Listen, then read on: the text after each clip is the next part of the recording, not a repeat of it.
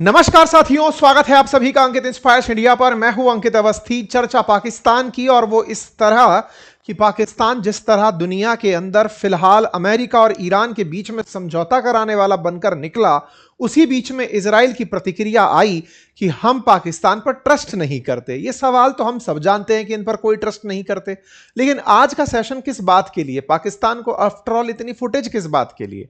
हाल ही में पाकिस्तान ने कुछ ऐसा किया है जिसके चलते अमेरिका में चर्चा है कि यदि ये हरकत सही में सही निकली तो हम पाकिस्तान के खिलाफ कार्रवाई करेंगे। अब ऐसा क्या कर दिया पाकिस्तान ने जिससे अमेरिका इतना नाराज है कि अगर तुमने ऐसा कर दिया, ये जो बात निकल कर आ रही है न्यूज में, अगर वो सही निकली तो फिर तुम्हारी खैर नहीं। चर्चा है कि पाकिस्तान ने अपने एयरबेस पर ईरान के हवाई जहाजों को सुरक्षा दे रखी थी।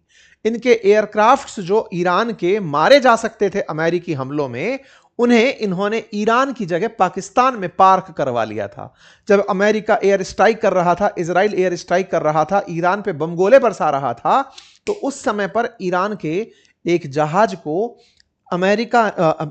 को पाकिस्तान के नूर खान एयरबेस पर रखा गया था। क्या उसी के अंदर यूरेनियम था? ये वही तो नूर खान है जो भारत ने पूरी तरह तबाह किया था। कहानी क्या है इस नूर खान की, और अल्टीमेटली पाकिस्तान इतना बड़ा दगेबाज कैसे निकला? आज के सेशन में चर्चा इस बात की। ये हेडलाइन बन चुकी है, इस समय की बड़ी सुर्खी है, और ये सुर्खी कहीं और से नहीं, अमेरिका के सबसे प्रमुख न्यूज चैनल्स में से एक सीबीएस जो न्यूज है उसने इसको रिपोर्ट किया है एक्सक्लूसिव तरीके से। तो ऐसे में पाकिस्तान का ईरान प्रेम असल में क्या है, या क्या ये फिर से वही हरकत कर गया जो अफगानिस्तान के केस में कर रहा था? एक तरफ अफगानिस्तान को साथ लेकर चल रहा था और अमेरिका से पैसे लूट रहा था। जो अफगानिस्तान का हाल किया था, क्या पाकिस्तान ने अब वही ईरान के साथ भी करना तय कर दिया है? क्योंकि अफगानिस्तान के नाम पर भी अमेरिका ने पाकिस्तान को खूब पैसा दिया था, और अब ईरान के नाम पर भी इन्हें आईएमएफ का फंड मिलना शुरू हो चुका है। तो यह बड़ा सवाल है कि अमेरिका को जल्दी ही सबक मिल चुका है। आज के सेशन में जिक्र करेंगे। जो फील्ड मार्शल ट्रंप की सबसे बड़ी पसंद है, उनका क्या होगा, चर्चा आज के सेशन में। लेकिन एक और चर्चा भी आज के सेशन में होगी, और वो ये कि इजराइल का अभी पाकिस्तान के प्रति जो रवैया बना है, वो नेतन्याहू के इसी सीबीएस न्यूज चैनल को दिए एक इंटरव्यू से निकल कर आया, जिसमें उन्होंने ये कहा, हम पाकिस्तान पर तो ट्रस्ट नहीं करते, ये तो सच है, लेकिन एक और बात है, और वो ये कि पाकिस्तान अमेरिका और इजराइल के बीच में रार पड़ाने के लिए कुछ फर्जी सोशल मीडिया हैंडल चला रहा है। ये जो कहानी है फर्जी सोशल मीडिया हैंडल की, ये क्या है मैं आज आपको बताऊंगा, क्योंकि आप में से बहुत सारे लोग ऐसे हैं जो ऑपरेशन सिंदूर के बाद पाकिस्तान के द्वारा फैलाए गए फेक नैरेटिव वॉर के शिकार बने थे।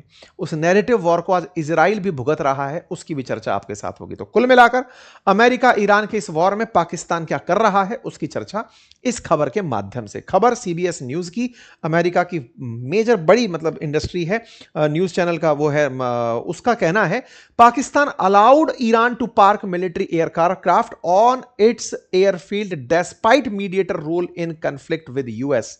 मतलब बिन मध्यस्थता के बिना ही उसने पहले से ही इनका जहाज पार्क करा लिया था। जहाज पार्क कराना गाड़ी पार्क कराने जैसा नहीं है।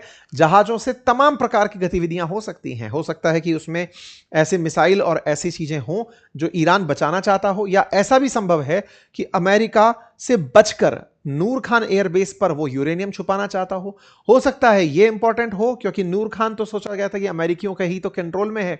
पाकिस्तान उनको जानता है कि यहां पर कुछ नहीं होगा, क्योंकि आप सब जानते हैं पाकिस्तान के इस नूर खान एयरबेस पर जब भारत ने निशाना बनाया था, उसी के बाद अमेरिका तिल मिलाकर पाकिस्तान के साथ खड़ा हुआ था। मल्टीपल टाइम ये क्लेम किया जा चुका है कि नूर खान पर हो सकता है अमेरिका ने सीक्रेटली अपने न्यूक्लियर वेपन्स छुपा रखे हों। ऐसे में अमेरिका दुनिया भर में जहां जहां न्यूक्लियर बम बना के छुपा के रखता है, उनमें से एक अमेरिकी बेस नूर खान भी हो सकता है। इसी नूर खान को लेकर ईरान भी अगर अपना फाइटर जेट वहीं भेज दे रहा है, इसका मतलब समझिए चोर छुपकर कहां बैठा है, तो बोले पुलिस थाने में। बोले पुलिस कहीं भी ढूंढ कर आ जाएगी, अपने सेक्टर में नहीं ढूंढेगी। यही काम ईरान के लिए पाकिस्तान ने कर दिया। पाकिस्तान का जो कारनामा है ये सीबीएस न्यूज ने निकाला।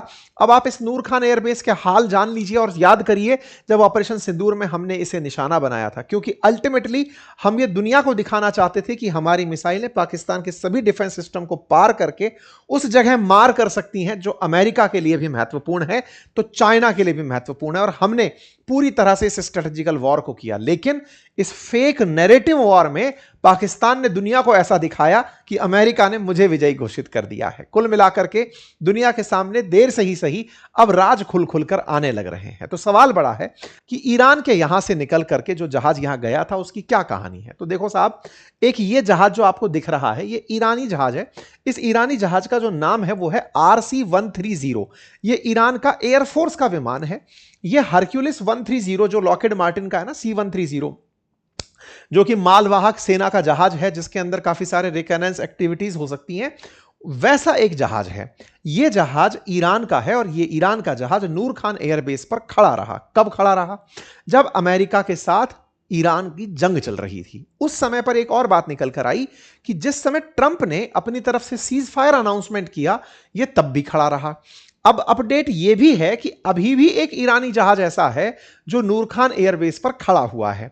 मतलब समझिए कि ट्रंप ने 8 मई के समय पर, ये 8 अप्रैल को अनाउंस किया था कि मैं 2 हफ्ते का सीज फायर लेकर आ रहा हूं। ट्रंप का 2 हफ्ते का सीज फायर मार्केट की खबर बनकर आया। उसी समय पर सोशल मीडिया पर खबरें तैर रही थी कि ईरान के कुछ, मतलब अब अमेरिका के, देखिए हवा में उड़ते जहाज को देखकर यह पहचानना तो मुश्किल है कि यह पाकिस्तान का है कि ईरान का है, लेकिन पाकिस्तान में इस तरह के सोशल मीडिया फुटेज, या आप देखें तो 12 अप्रैल की फुटेज है जिसमें पाकिस्तान का ही हैंडल इस बात को लिख रहा है कि कुछ ऐसे विमान उड़ते देखे गए हैं जो पाकिस्तानी नहीं है। अब ये जब बात निकल कर आई थी उस समय किसी ने लाइटली ली हो, लेकिन आज जब ये पुख्ता रूप से होकर के रिपोर्ट बन गई है तो इसका मतलब दाल में काला है। अब आपके दिमाग में सवाल बनेगा, क्या ये संभव है? तो देखिए, पहले भी मैं आपको बता चुका हूं कि पाकिस्तान इस तरह का चरित्र रखता है। वो अफगानिस्तान के साथ भी बैटिंग करता है तो अमेरिका के साथ भी पुराना हाल रहा है, और यही कारण है कि तालिबान आज उससे नफरत करता है। ईरान के केस में भी आज अमेरिका के सामने आसिम मुनीर वही कर रहे हैं। अब आसिम मुनीर ऐसा क्यों कर रहे हैं, इसकी क्या कहानी है, वो भी मैं आपको बताऊंगा। लेकिन आज भी ये विमान खड़ा है, इसकी पुख्ता जानकारी कैसे मिलती है? पाकिस्तान खुद इस जानकारी को देने आता है और वो बाकायदा सीबीएस न्यूज की इस रिपोर्ट को अपनी तरफ से रेस्पॉन्स देते हुए कहता है कि जब सीज फायर के बाद हमारी बातचीत चलना शुरू हुई ना, जब इस्लामाबाद वार्ता शुरू हुई अमेरिका और ईरान के बीच की, उस समय पर बहुत सारे डेलीगेशन और डिप्लोमेट्स ऐसे थे जो ईरान से पाकिस्तान आए थे, तो उनका आना जाना बना रहे। इस चक्कर में बहुत सारे फ्लाइट्स और विमान यहां पर आकर खड़े हो गए और उन्हीं को आज तक हम ट्रांसपोर्टेशन में यूज कर रहे हैं। इसका मतलब यह हुआ कि पाकिस्तान ने कहीं ना कहीं इस बातचीत का लाभ ईरान के ट्रस्ट गेन के साथ साथ एक सेफ हाउस के रूप में भी किया कि किसी ना किसी प्रकार से अमेरिका से मैं बचकर रहूंगा। अब यही जानकारी निकलकर एक मैक्सर रिपोर्ट के माध्यम से 15 अप्रैल की निकलकर आती है। 15 अप्रैल को यह वाला जहाज यहां पर खड़ा दिखाई देता है। डेमियन सिमोन करके जो हैंडल है उसने इस बात को हाईलाइट किया कि अप्रैल पूरे में यह जहाज यहां पर खड़ा रहा जिस समय अमेरिका ईरान पर हमले कर रहा था।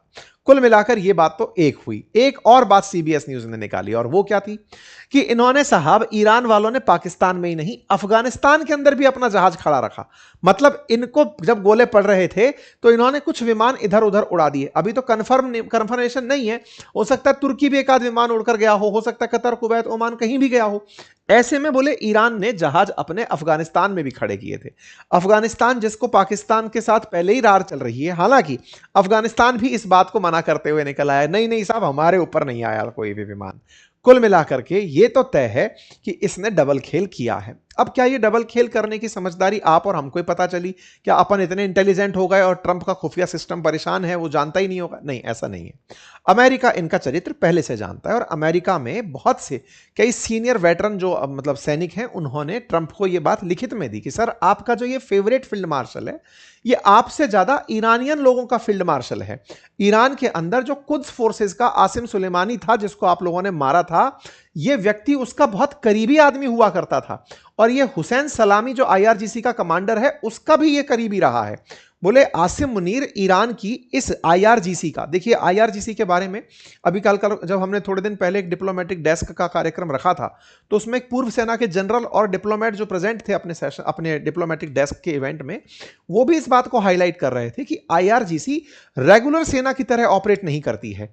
वो बनी ही इस काम के लिए है कि ईरान का नैरेटिव वर्ल्ड में कैसे सही सेट हो, और उस काम को करने के लिए वो कुछ भी एक्सट्रीम कदम उठाती है। मतलब इस तरह से समझिए कि ईरान की सेना अलग है और आईआरजीसी अलग है। आईआरजीसी का काम है कि ईरान का जो धर्म को लेकर एक्सट्रीमिज्म है वो पूरे अपने प्रॉक्सीज के थ्रू चलता रहे, चाहे हिजबुल्लाह के थ्रू चले, चाहे हूतियों के थ्रू चले, इन सब के थ्रू वो अपना काम चलाने के प्रति पूरे समय सक्रिय रहता है। उस समय पर पाकिस्तान, जो खुद अपने आप में सेना के रूप में आतंकी समूह है, वो आईआरजीसी के ज्यादा नजदीक है ईरान की सेना के तुलना में। तो ऐसे में बोले इन लोगों की पहले से ही पहचान है और ये कासिम सुलेमानी का पहले ही बहुत करीबी रहा हुआ है। ये बातें पहले से अमेरिका जानता है, लेकिन फिर भी उसे ईरान के लिए पाकिस्तान की जरूरत थी। क्यों? क्योंकि और कोई देश ऐसा नहीं था जिसको ईरान ने निशाना बनाया ना हो। ईरान लगभग सब देशों को निशाना बना चुका था। पाकिस्तान के पास कहीं ना कहीं खुद का वो जो डिफेंस सिस्टम है, न्यूक्लियर बम है, उसने उसकी हिफाजत ईरान से करवाई। कुल मिलाकर ईरान की नजर में पाकिस्तान एकमात्र न्यूट्रल कंट्री बचा था जो अमेरिका से भी बातचीत कर सकता था और ईरान से, इसलिए इसको इस बात का लाभ दिया गया। खैर कोई बात नहीं, लेकिन इस लाभ में जो भी खेल हुआ इसे नेतन्याहू सही नहीं मानते। नेतन्याहू ने हाल ही में इसी सीबीएस न्यूज चैनल को एक 60 मिनट का इंटरव्यू दिया।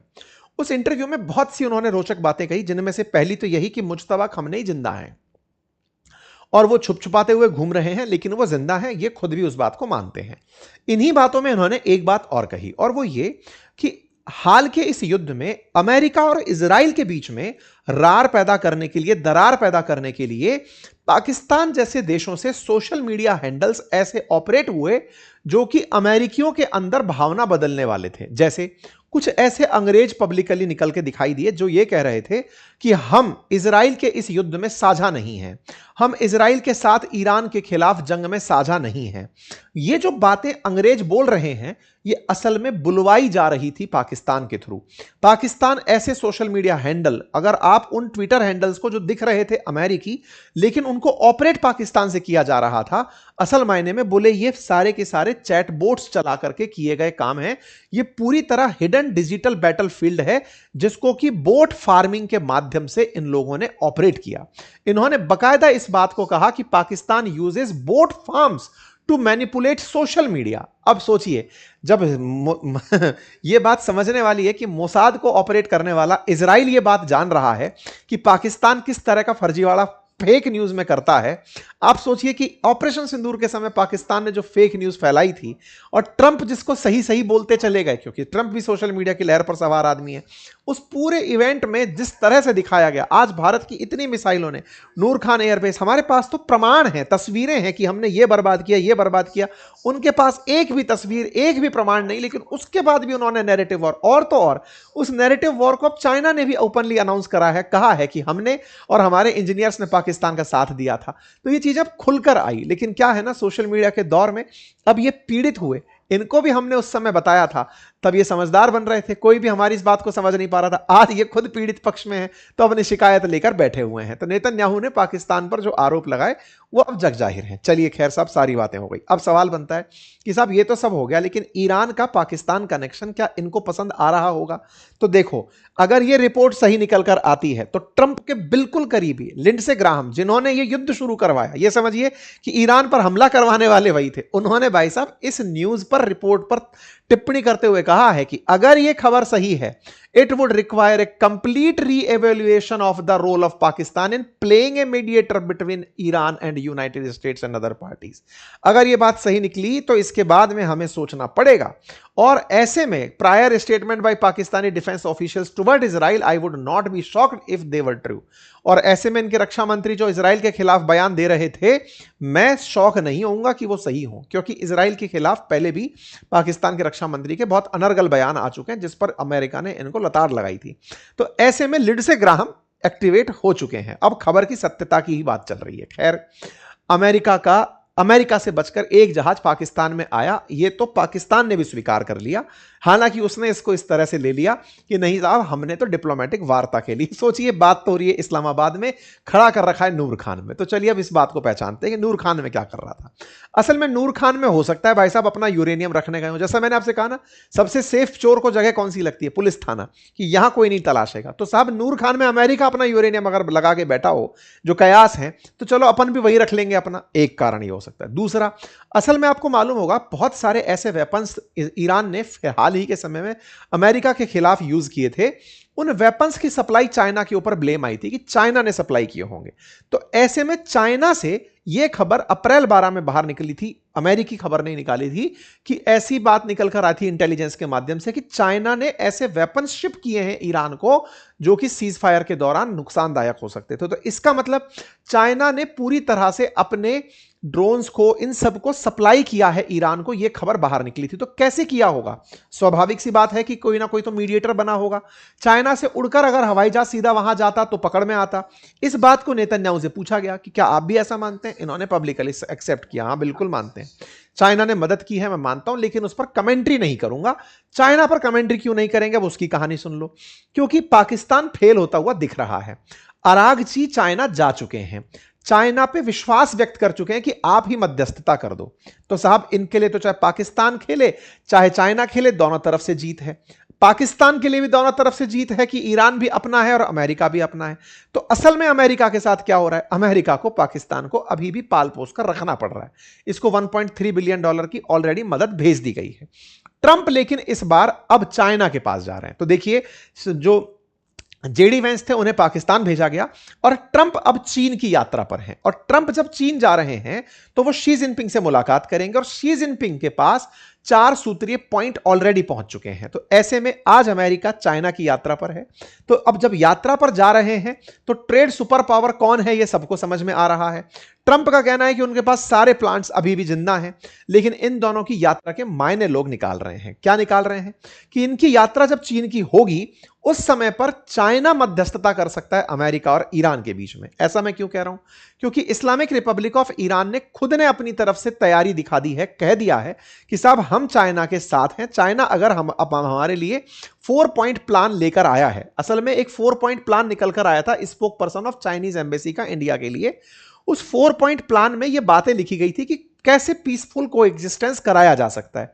तो इस 4 पॉइंट प्लान पर ईरान सहमति दे चुका है और अमेरिका अगर इस बात को मानने के लिए तैयार हो जाता है तो यहां से लगता है कि चाइना मध्यस्थ की भूमिका में निकल आए।